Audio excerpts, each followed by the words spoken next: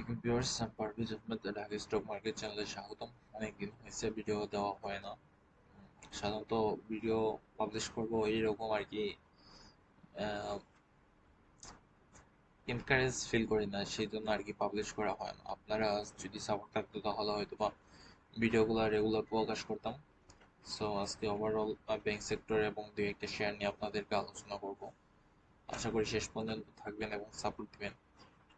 তো ব্যাংকের ওভারঅল বর্তমানে 5.15.60 পয়েন্টের কাছাকাছি আছে ব্যাংক সেক্টরটা। ব্যাংক সেক্টর আমি পূর্বে আপনাদেরকে বলছি যে রেজিস্ট্যান্স যেটা আছে সেইটাই হচ্ছে ফাইনাল রেজিস্ট্যান্স। আপাতত এটাকে সে ব্রেক করতে পারবে না, ঠিক আছে। ওভারঅল আমাদের যে অবস্থা ইকোনমির, সেই অবস্থাতে অন্তত এটা টাফ, খুবই বেশি টাফ। যদি এখন বর্তমানে কি অবস্থা হতে পারে? হ্যাঁ, বর্তমানে একটা সাপোর্ট লেভেলে আছে, বাট আমি মনে করি না এই সাপোর্ট লেভেল থাকবে। আমার যেটা মনে হচ্ছে যে নেক্সট সাপোর্ট লেভেল অর্থাৎ 14.80 পর্যন্ত আসবে মার্কেট, অর্থাৎ এই জায়গা থেকে আরো 0.8 কমবে, ঠিক আছে। 0.8 কমা মানে অনেক কমে যাওয়া।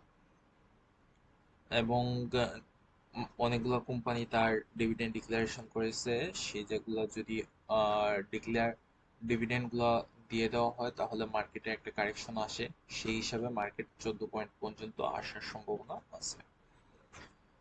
তো ভালো ব্যাংক বলতে আপনারা যেগুলো জানেন, BRAC Bank, City Bank, Jamuna Bank, তারপরে আপনার প্রাইম ব্যাংক, পূবালী ব্যাংক।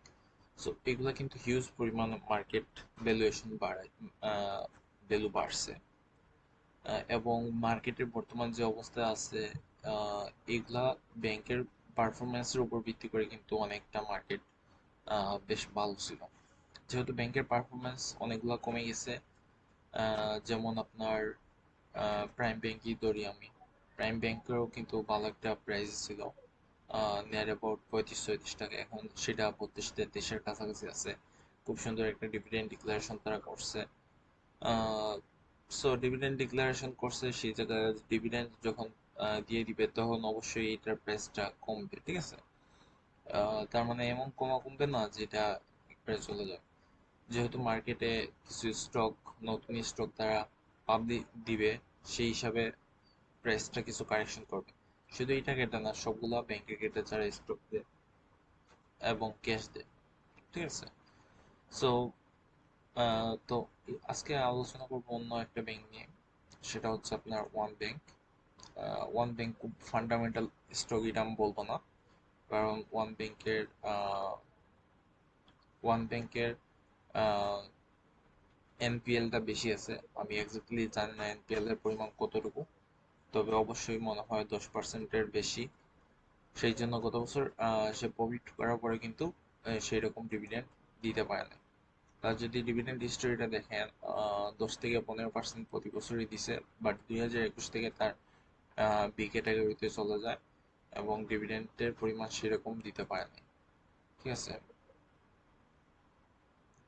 আমি জানি না ওয়ান ব্যাংকের কিসের জন্য এই জায়গার মধ্যে চার্টটা আসতেছে না।